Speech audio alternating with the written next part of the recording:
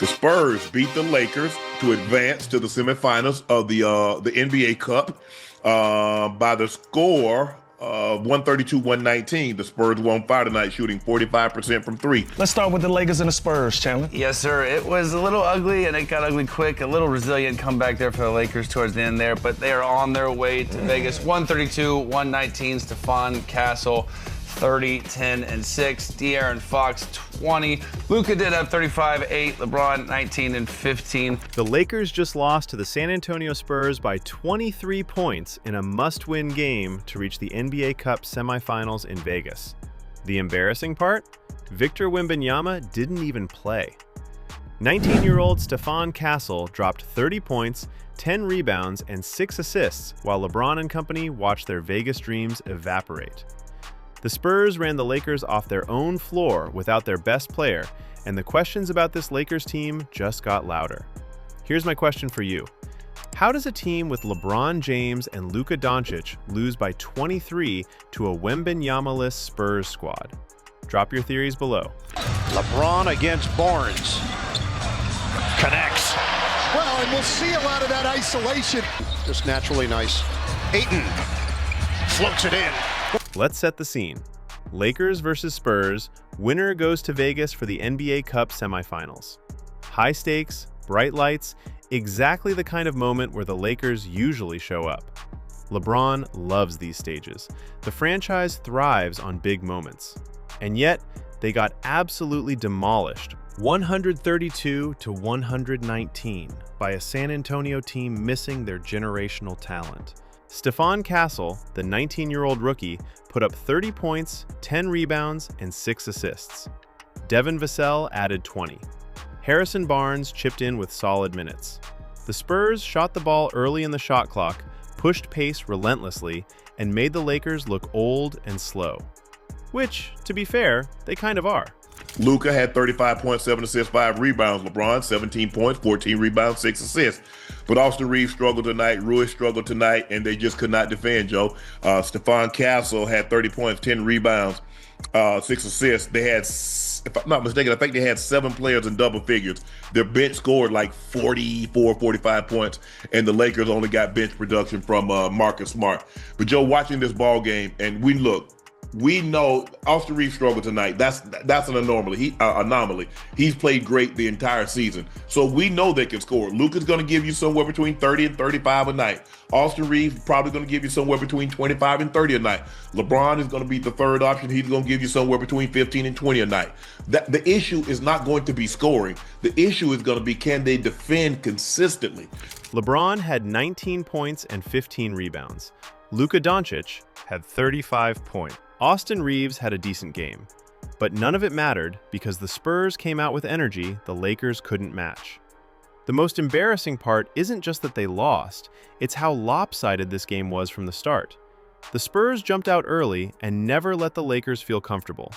There was a little comeback attempt toward the end when the game was already decided, but that's just garbage time heroics that make the final score look slightly less humiliating than it actually was. LeBron is about to be 41. Luka's never been a defender, and Austin Reeves got a taste of offense in his mouth, not Joe. So, once you start like, hey, man, they're going to pay me $200 million to put the ball in the basket, not to defend.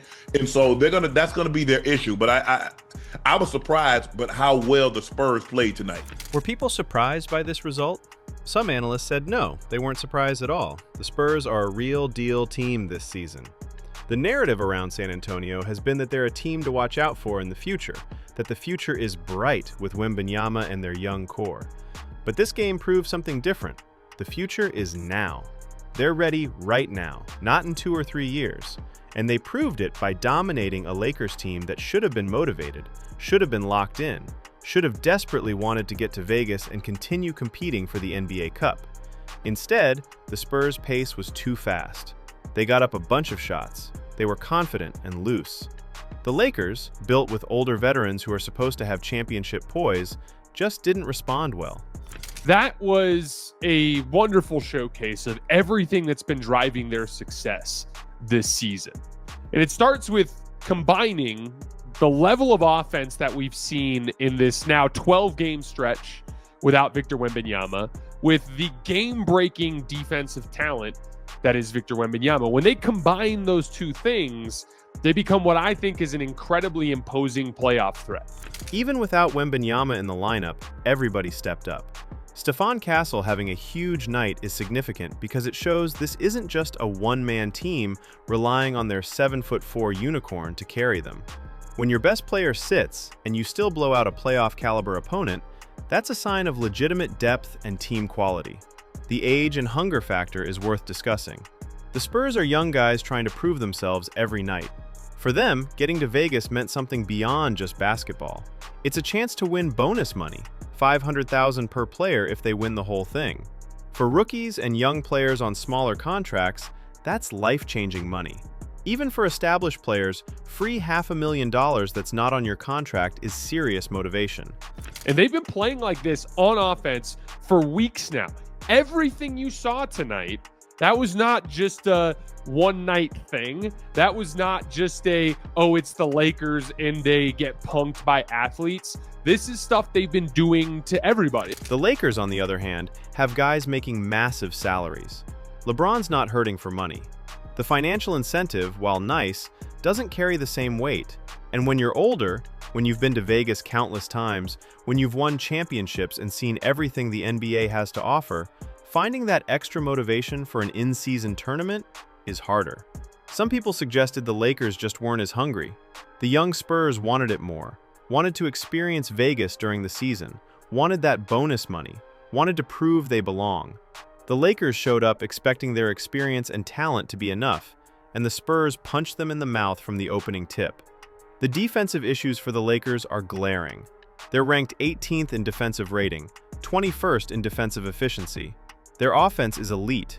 They can score with anybody when LeBron, Austin Reeves, and their shooters are clicking. But defense is their massive hole, and it's been the problem dating back to last season. Against a team like the Spurs with a top 20 defense themselves, the Lakers couldn't get enough stops to stay in the game. San Antonio kept scoring, kept pushing pace, kept attacking before the Lakers' defense could get set. That's a recipe for disaster when you're already not a great defensive team. One analyst pointed out that it's hard to put up a fight against any quality opponent when your defense is that bad. Offense wins games, but defense wins championships. That old cliche exists because it's true. The Lakers can outscore plenty of teams during the regular season, but come playoff time or high-stakes games like this NBA Cup quarterfinal, elite offense alone isn't enough. The Spurs proved last night they're not just young and promising, they're legitimately good right now. This isn't potential anymore, this is production, this is results. Beating the Lakers on the road without your best player to advance to Vegas is a statement win that announces you've arrived.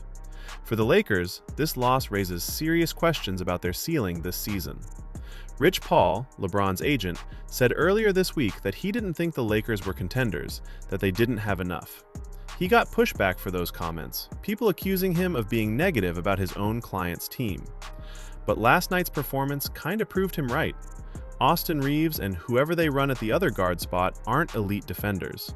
LeBron, at 40 years old, isn't locking anybody down anymore. They need a defensive stopper, a 3-and-D wing who can clamp opposing scorers and allow their offensive players to focus on that end. Names like Herb Jones from New Orleans get mentioned in trade rumors for exactly this reason. The Lakers are currently a dangerous out in the Western Conference playoff picture. You wouldn't want to play them in a series because they have LeBron and can get hot from three and steal games. But are they a legitimate championship contender? Most honest assessments say no, not as currently constructed.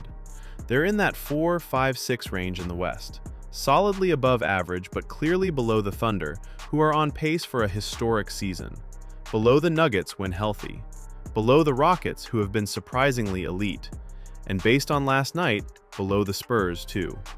That's a tough reality for a franchise and fan base accustomed to championship expectations. But the numbers don't lie. They've given up 120 points or more to the Jazz, the Pelicans, and the Kings this season. Those aren't exactly defensive juggernaut opponents. If you're letting mediocre offenses score 120 on you, what happens against elite offensive teams in a playoff series? The pace last night was alarming. The Spurs looked a step faster, younger, more energetic. Even when the Lakers got stops and pushed in transition for easy buckets, the Spurs came right back and scored just as easily on the other end. That's exhausting for an older team to deal with over 48 minutes. When you have young teams that constantly put pressure on you defensively, that push pace and attack relentlessly, you need players who can match that energy and speed. The Lakers don't have enough of those guys. They have veterans who are smart and skilled, but can't quite keep up with 19-year-olds running full speed for an entire game. One positive moment for the Lakers came when LeBron caught Luke Kornet slipping and threw down a dunk that got him genuinely excited.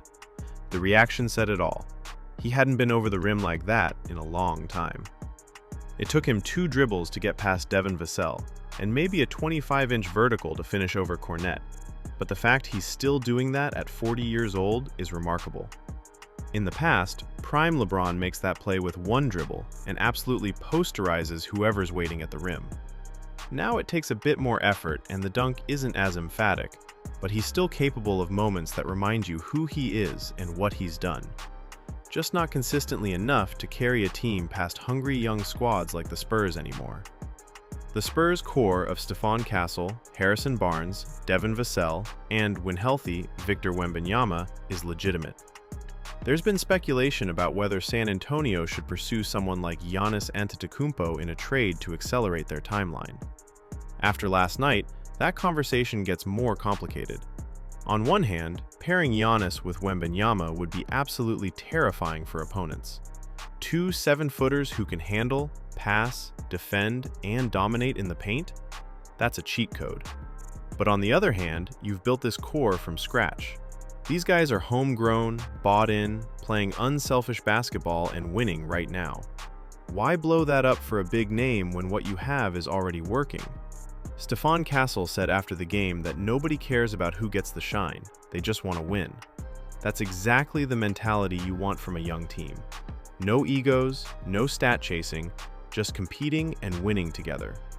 That culture is rare and valuable, and not something you risk disrupting unless you're absolutely certain the move makes you significantly better. The argument for standing pat is strong. Let this core continue developing together. See what they look like with Wembanyama healthy for a full season. Let Castle and Vassell and the other young guys keep improving. Don't mortgage the future for a big name when the present already looks bright. The argument for pursuing Giannis is also strong, though. He's one of the 10 best players in the world. He's still in his prime.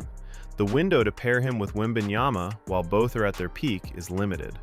If you can get him without completely gutting your roster, you have to seriously consider it. But games like last night make the decision harder. When you beat the Lakers by 23 without your best player, when your 19-year-old rookie drops 30 and looks completely comfortable on the big stage, when your pace and energy and depth overwhelm a veteran team with championship aspirations, you start thinking, maybe we don't need to make a move.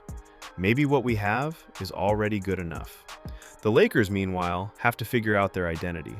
Are they an offensive juggernaut that tries to outscore everybody and hopes their defense is good enough in big moments? Are they retooling around LeBron's final years, trying to maximize whatever window remains? Are they already thinking about life after LeBron and building for the next era? Right now, they're stuck in the middle. Not bad enough to rebuild, not good enough to seriously contend. That's the worst place to be in professional sports. You're good enough to make the playoffs and maybe win a round, but not good enough to actually compete for championships.